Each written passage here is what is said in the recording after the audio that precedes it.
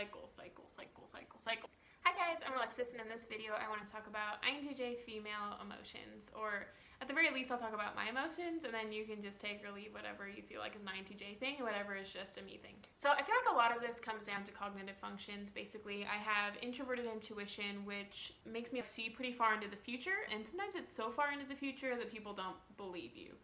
Or don't believe me. So I'll talk about what that is like. And then I have extroverted thinking, which basically helps me get things done, and that's what helps me kind of combat these negative emotions. At the same time, it feels like it can be kind of energy draining to get there, so there's some resistance getting into that. Now, the major component for my emotions would be introverted feeling, and that can be really the problem area.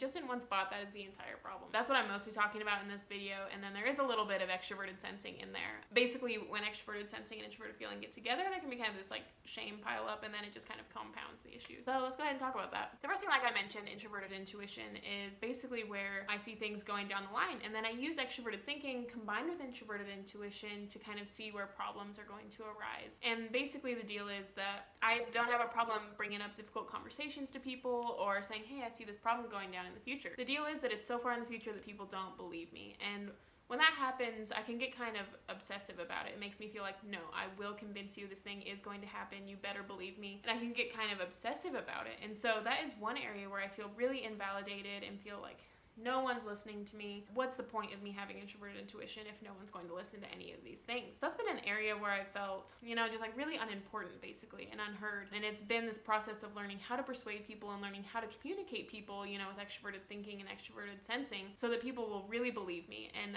so that I can communicate a message in a way that people are willing to receive and respond to, whereas in the past I wasn't doing that. The other thing that I'll do with introverted intuition and extroverted thinking is I will bring up problems that I see happening that other people don't want to talk about. In other relationships, I've brought up codependency with people, and it can be received really negatively. I mean, for one, it's the way that I have brought it up sometimes in the past, but two, it's just that most people don't want to talk about difficult things, and that's something that I've learned as an INTJ. So that's another area where I can get kind of obsessive, like, no, you have to believe me, and just end up feeling really unheard. And that can lead to kind of this shame cycle, or kind of this introverted feeling like licking my wound, no one thinks I'm important. But I just had to, eventually you have to get into extroverted thinking and be a little bit more objective and say, hey, no, this is just the culture that we live in. This isn't something that I'm doing. There are things that I can do to make it better. I can communicate it in a better way. But in general, this isn't people rejecting me. This isn't rejection. And that's something that I think with introverted feeling, I've taken a lot of things as rejection over and over. One thing I think that INTJs probably deal with is maybe what you would call like an outsider effect, like basically always feeling like an outsider. And we can be so trusting, but then as soon as the trust gets broken,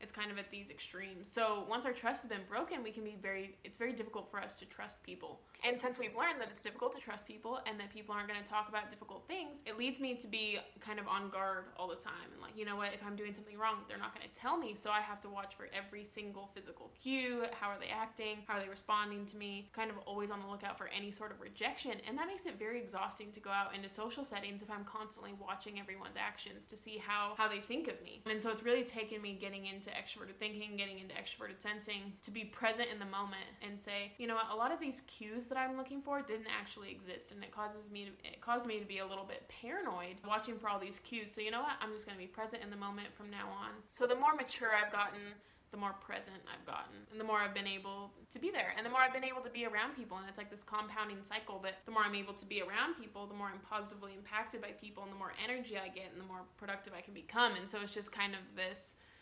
compounding effect. A lot of these traits that I'm describing really remind me of the Vacillator love style in the book How We Love. They basically talk about different like communication, conflict styles, and it's designed for marriage, but I think this Vacillator love style kind of reminds me of the INTJ personality type in general, because we have this third function that's introverted feeling, and since it's in that third slot, it makes it very like innocent, very like childlike, and basically what it means is that we're very sensitive, very idealistic. And when they talk about that Vacillator love style in the book How We Love, they talk about how it's kind of this all or nothing thinking. Like at the beginning of a relationship, it's perfect, we love it, this is the ideal person, just like a child would idealize people. And then as soon as something happens, like, oh, they're awful, they're in the awful bin, can't trust them, they don't live up to my standards, better just toss them out. That really reminds me of something that INTJs will do.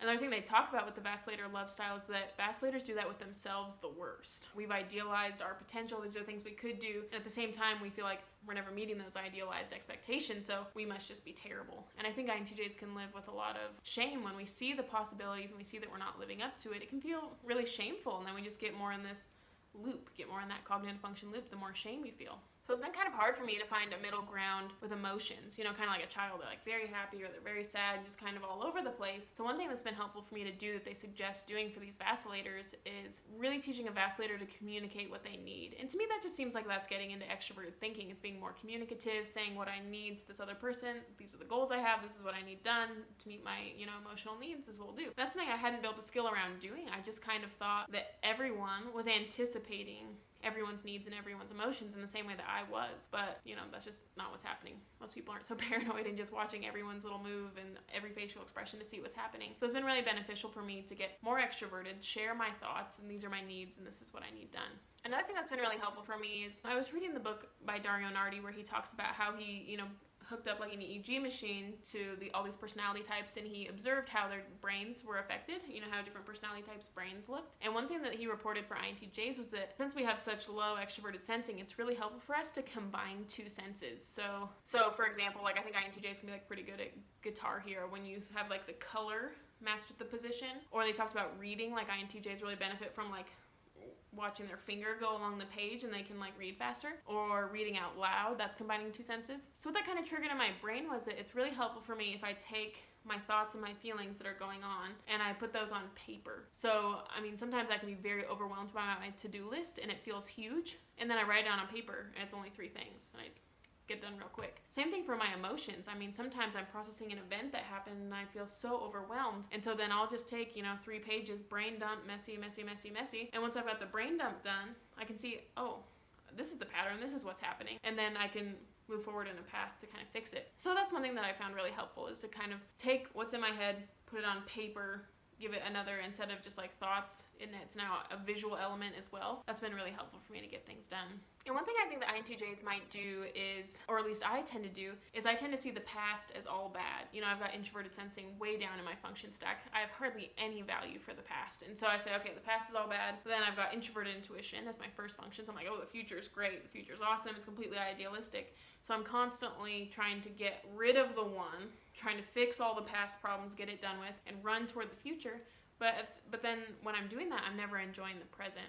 So I've been really trying to work on extroverted sensing and extroverted thinking, but in this case, I've been really trying to work on extroverted sensing so that I can be more present in the moment and have fun, because you're never at the future or the past, so you never get to enjoy that. So that's been something that's been really helpful for me, is to focus on that so that I'm not so, just ashamed that I'm not reaching my future goals, or that in the past I didn't reach my goals. So it's been really helpful to be more present as far as focusing on emotions goes. And then lastly, there's kind of this cycle that I noticed myself getting into. So basically, I'll set a goal for myself, waking up early. It'll be a small goal. I'll set some goal for myself, and then I won't reach it. So basically, I had this extroverted thinking goal. I didn't reach it. Then what happens is I get very ashamed of that. So an introverted feeling, I feel ashamed. I don't have any value because I didn't reach my goal and I wasn't productive. And I just get kind of mopey. And I get really down on myself and wow, I'm just terrible. Then I get into extroverted sensing, or rather lack thereof, where I'm not eating, I'm not showering, so then I have no energy, and then I'm like, wow, I look terrible. And so then I really don't want to do anything because I have no energy and I don't look good to go anywhere, so I won't go anywhere. I just stay at home and I do nothing. So then extroverted thinking comes in, is like, hey, you're not doing anything. Why aren't you doing anything? You're so useless. And it's just this cycle. So I'm not reaching any long-term goal. And it's basically all it is the shame cycle. It's I'm not being productive, so I feel ashamed. So I'm not going to shower or eat anything. So I have even less energy. And so what starts, by maybe an accident, maybe I accidentally didn't get something done, it now becomes about shame and energy. And then, so because of introverted feeling and extroverted sensing, then I get less done, so then I feel, less good about myself. So that's kind of the cycle I've noticed that I get into sometimes. And so one way to get out of that is, like I said earlier, is to write things down and to really make sure that I'm getting into extroverted thinking and extroverted sensing. Make sure I'm showering, make sure I'm eating, because that affects my productivity way more than I realize. And I really tend to undervalue extroverted sensing, but it's been really important for me to say nope, I need to get ready, I need to shower, and I need to eat. And that really sets me up for success in ways that are not obvious to me. You would think that'd be obvious, but it's is not obvious to me. Definitely don't value it. So yeah, those are basically my thoughts on INTJ emotions and how I've been affected throughout my life. Let me know if you felt like those were on, if there are other emotional tendencies that you've noticed. And also, I think the bigger thing is, let me know how you've dealt with your emotions. Have you found any good strategies for not letting, your mood just completely ruin your day? So thanks for watching, guys. Bye.